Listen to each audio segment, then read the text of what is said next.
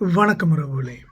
தமிழ்நாட்டில் தேர்தல் முடிந்து 4 மாதங்களுக்குள் தான் ஆகிறது. அதற்கிடையில் இடைத்தேர்தல்களை பற்றி மக்கள் பேசத் தொடங்கிவிட்டார்கள். இடைத்தேர்தல்களை நடத்த வேண்டாம் என்று நீதிமன்றம் தற்பொழுது தடை போட்டிருக்கிறது. அந்த வழக்கு 2 வாரங்களுக்கு பிறகு மீண்டும் நீதிமன்றத்தில் வரும். அப்பொழுது அந்த தடைகள் நீக்கப்படலாம் என்று எதிர்பார்ப்பு உள்ளது. இன்னும் 3-4 மாதங்களுக்கு இடையிலேயே இடைத்தேர்தல்கள் வந்துவிடலாம் என்ற எதிர்பார்ப்பு அரசியல் கட்சிகளுக்கும் இருக்கிறது. அதற்கான வேலைகளில் அவர்கள் இறங்கியிருக்கிறார்கள். செங்கோட்டையன், ஆதவ் அர்ஜுனா போன்றவர்கள்தான் இந்த இடைத்தேர்தல் களத்தில் மும்முரமாக வேலை செய்து வருகிறார்கள். அதற்காகத்தான் அவர்களுக்கு குதிரை பேரங்களை பேசும் பொறுப்பு கொடுக்கப்பட்டிருப்பதாக சொல்லப்படுகிறது.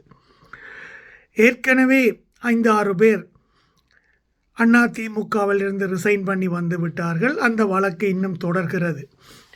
அவர்களது ரெசிக்னேஷன் ஏற்றுக்கொள்ளப்படுமா அல்லது அவர்கள் தகுதி நீக்கம் செய்யப்படுவார்களா?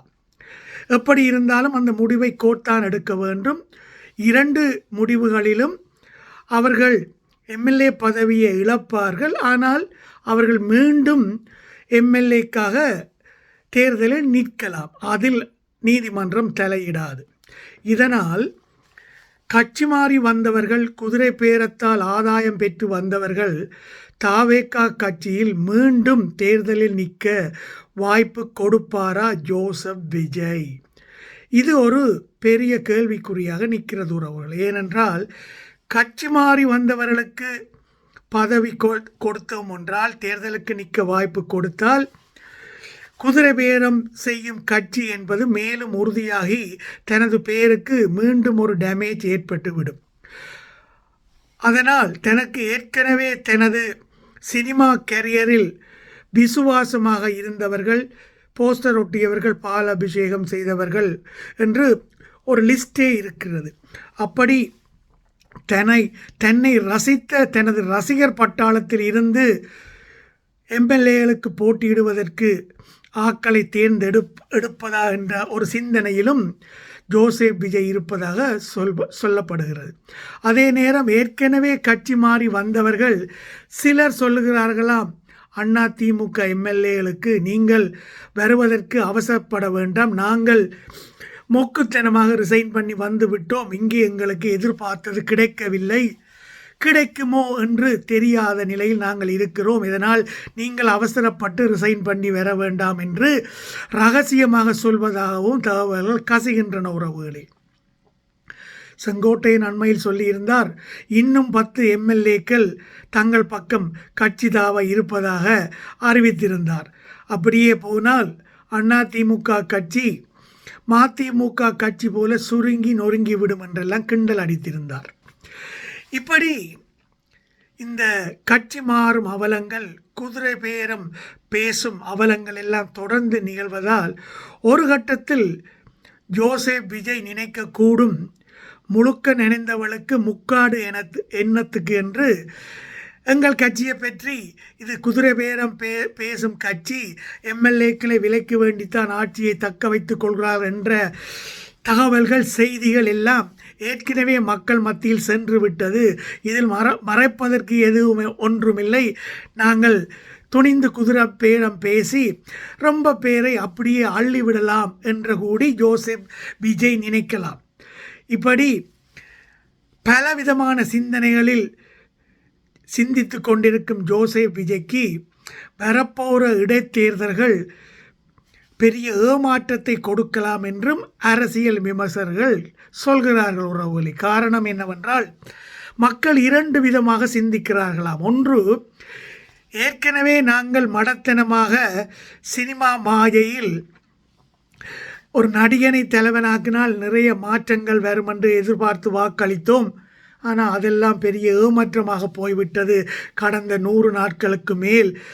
எனவே இனிமேல் நடக்கும் இடைத்தேர்தலில் நாங்கள் சுயமாக சிந்தித்து சினிமா மாயையில் மயங்காமல் சரியான நபருக்குத்தான் வாக்களிக்க வேண்டும் என்ற எண்ணத்தில் இருப்பார்கள் என்றால் விஜய் அவர்களுக்கு நிறைய இடைத்தேர்தல் தோல்விகள் பரிசாக கிடைக்க காத்திருக்கிறது என்று சொல்கிறார்கள். அல்லது மீண்டும் விஜயின் பிரச்சாரங்களை பார்த்து மயங்கி ஆகா நடிகனைத்தான் நாங்கள் தலைவனாக்குவோம், சினிமா மோகத்திலும் மாயையிலும் இருந்து எங்களால் விட அதிலிருந்து வெளிவர முடியாது, ஒரு குடிகாரன் சொல்லுவான் இல்லையா, என்னால் குடிக்காமல் இருக்க முடியாது என்று அடிக்டட் என்று சொல்லுவாங்க. அதே மாதிரி சினிமாவுக்கு அடிக்டான மக்கள் அந்த சினிமா மாயிலிருந்து வெளியே வராமல் மீண்டும் ஒரு கூத்தாடிக்கு வாக்களிப்பார்கள் என்றும் ஒரு சாரார் சொல்கிறார்கள் உறவுகளே. இந்த நிலையில் எதிர்க்கட்சிகளுக்கு ஒரு ஒற்றுமையும் ஒரு கெமிஸ்ட்ரியும் ஒர்க் அவுட் ஆகி சீமான் போன்ற தலைவர்களை பொது வேட்பாளராக கூடி நிற்க வைக்கலாம் அல்லது மறைமுகமான ஆதரவை கொடுத்து வெல்ல வைக்கலாம். இதனால் எதிர்க்கட்சிகள் ஒரு வேறு விதமான ஸ்ட்ராட்டஜியை எடுத்து ஒரு ஒற்றுமையான பாங்கில் இருப்பதாகவும் இதனால் எதிர்க்கட்சிகள் பல இடைத்தேர்தல் தொகுதிகளில் வெற்றி பெறும் என்ற ஒரு பார்வையும் இருக்கிறது உறவுகளே. தாவேகா பல தொகுதிகள் இடைத்தேர்தலில் தோத்தால் அந்த ஆட்சி ஆட்டம் காணும். ஏனென்றால் ஏற்கனவே மக்கள் அவர்கள் மீது கொண்டுள்ள இந்த குற்றங்கள் எல்லாம் நிரூபணமாகிவிடும் என்று ஆகிவிடும். எனவே இடைத்தேர்தல் ஜோசப் விஜயை பொறுத்தவரையில் ஒரு வாழ்வா சால்வா போராட்டம் என்று எடுத்துக்கொள்ளலாம். அதே நேரத்தில் குளத்தூரில் இவிஎம் பிரச்சனை போய்கொண்டிருக்கிறது. அந்த பிரச்சனை பூதாகரமாக கோர்ட்டுக்கு இப்பொழுது சென்று இருக்கிறது. ஆனால் இவிஎம் பிரச்சனையோ அல்லது இந்த எலக்ட்ரானிக் ஓட்டிங் சிஸ்டத்தை பற்றியோ இதுவரையில் தாவேகாவோ ஜோசப் விஜயோ ஏன் தமிழ்நாட்டு காங்கிரஸ்காரர்களோ தங்கள் அபிப்பிராயங்களை தெரிவித்ததாக தெரியவில்லை உறவுகளே. ஏனென்றும் எனக்கு புரியவில்லை. அவர்களுக்கு ஒன்று சொல்ல வேண்டும், இந்த எலக்ட்ரானிக் ஓட்டிங் சிஸ்டத்தை நாங்கள் நம்புகிறோம், அதில் ஒருத்தரும் ஒரு ஃப்ராட் செய்ய முடியாது, அது தொடரலாம் என்ற ஒரு கருத்தை சொல்லலாம். இல்லை, இதில் ஆளும் அரசாங்கங்கள் சில ஃப்ராடுகளை செய்வதற்கு வசதி இருக்கிறது, இதை நாங்கள் ஏற்றுக்கொள்ள தயாராக இல்லை, வருங்காலங்களில் இதில் மாற்றம் செய்ய வேண்டும் என்ற கருத்தை சொல்லலாம். ஆனால் ஜோசப் விஜய் அதை பற்றி மூச்சு கூட விடுவதில்லை. எனக்கும் அது ஏன் என்று புரியவில்லை.